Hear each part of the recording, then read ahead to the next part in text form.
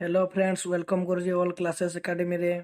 आज ये वीडियो रे प्लस टू सेकेंड ईयर रो पुष्पपुर वर्षावरण पाठर 1 नंबर विशिष्ट प्रश्न उत्तर सह डिस्कसन करने को जाऊँगी। वीडियोटी लास्ट पर्यंत देख ना कि बुझी पारबनी। आउ डिस्क्रिप्शन बॉक्स को जा आम टेलीग्राम चैनल जॉइन हो जाओ जहाँफल सबू इनफॉरमेशन मिल पार। चलतु क्वेश्चन डिस्कसन करवा। 1 नंबर କାହାର ସ୍ନିଗ୍ଧ କଜ୍ଜଳ କାନ୍ତି ପୁଷ୍ପପୁରରେ ନେତ୍ରୋତ୍ସବ ସୃଷ୍ଟି କରିଛି? ଅପସନ୍ ଶୁଣି ନିଅନ୍ତୁ। ବାରିବାହ, ପ୍ରକୃତି, ଦୂରବନ୍ଧୁ, ଅଳକାପୁରୀ।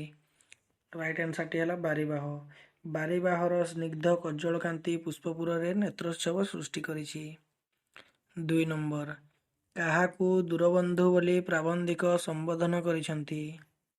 ଅପସନ୍ ପୁଷ୍ପପୁର, ବାରିବାହ, ବାତାୟନ, ଶ୍ୟାମଳ ପୃଥିବୀ। ରାଇଟ୍ ଆନ୍ସରଟି ହେଲା ବାରିବାହ। ବାରିବାହକୁ ଦୂରବନ୍ଧୁ ବୋଲି ପ୍ରାବନ୍ଧିକ ସମ୍ବୋଧନ କରିଛନ୍ତି। ନେକ୍ସଟ, ବ୍ୟକ୍ତିଠାରୁ କିଏ ବଡ଼ ବୋଲି ଲେଖକ ଘନଙ୍କୁ ପ୍ରଶ୍ନ କରିଛନ୍ତି? ଗୋଷ୍ଠୀ, ମଣିଷ, ପଶୁ, ପକ୍ଷୀ। ରାଇଟ୍ ଆନ୍ସର ହେଉଛି ଗୋଷ୍ଠୀ। ବ୍ୟକ୍ତିଠାରୁ ଗୋଷ୍ଠୀ ବଡ଼ ବୋଲି ଲେଖକ ଘନଙ୍କୁ ପ୍ରଶ୍ନ କରିଛନ୍ତି।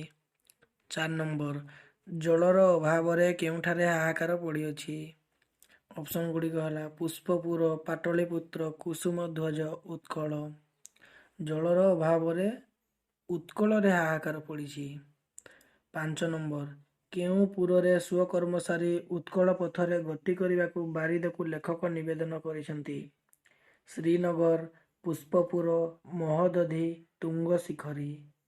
ପୁଷ୍ପପୁରରେ ସ୍ୱକର୍ମ ସାରି ଉତ୍କଳ ପଥରେ ଗତି କରିବାକୁ ବାରିଦକୁ ଲେଖକ ନିବେଦନ କରିଛନ୍ତି।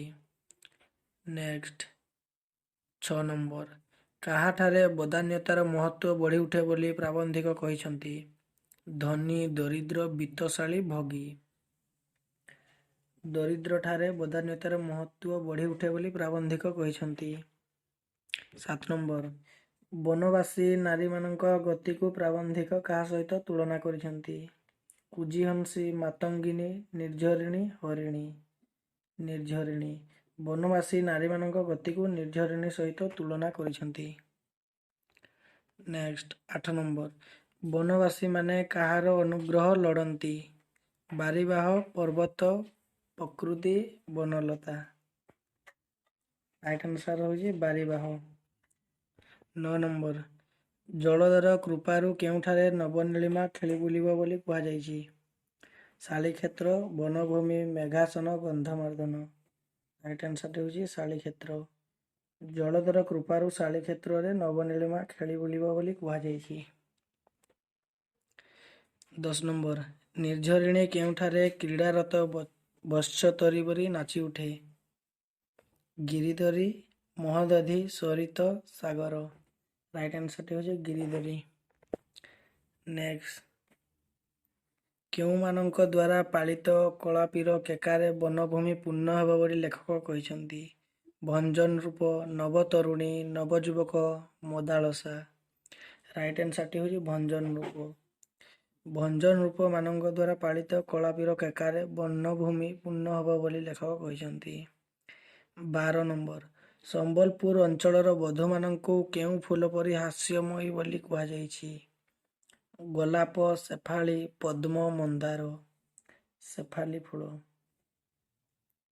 13 ନମ୍ବର ଉତ୍କଳର ଉତ୍ତମାଙ୍ଗ ବୋଲି ପ୍ରାବନ୍ଧିକ କାହାକୁ କହିଛନ୍ତି?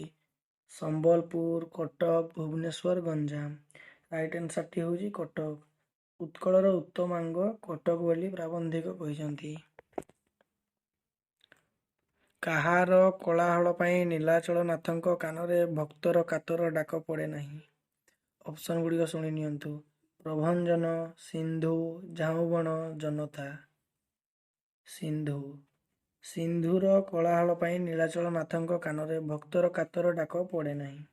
ଲାଷ୍ଟ କ୍ୱେଶ୍ଚିନ୍ ସିନ୍ଧୁ ପାରି ସାଧବର ସ୍ମୃତିପୂତ ଭୂମି ବୋଲି କାହାକୁ କୁହାଯାଇଛି? ଅପସନ୍ ଗୁଡ଼ିକ ହେଲା ସମ୍ବଲପୁର, କଟକ, ଜୟପୁର, ଭୁବନେଶ୍ୱର। ରାଇଟ୍ ଆନ୍ସରଟି ହେଉଛି ଜୟପୁର।